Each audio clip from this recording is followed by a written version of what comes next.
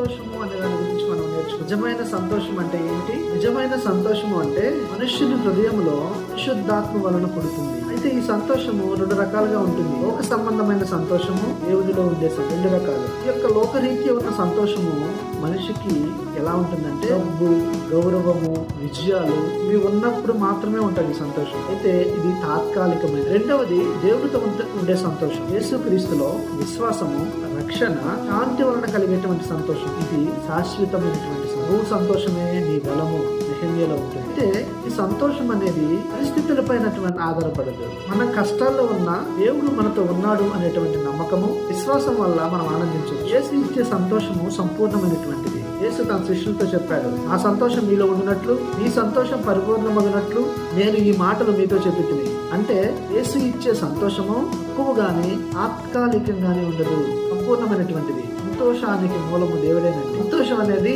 మనిషి నుండి రాదు, దేవుని వల్లనే సంతోషం మనకు వస్తుంది. సన్నిధిలో పూర్ణానందం కలదు. ఒక విశ్వాసికి సంతోషం అనేది బలాన్ని ఇస్తుంది. సంతోషం లేకుండా విశ్వాస జీవితం అనేది హీనమైపోతుంది. ఈ సంతోషం అనేది పరిశుద్ధాత్మ ఇస్తున్నటువంటి ఆత్మఫలం. పరిస్థితులపైన ఆధారపడని దేవుని కృపలో ఉండేటువంటి శాశ్వతమైనటువంటి విశ్వాసకు బలమైనటువంటి సంతోషాన్ని మనం కలిగి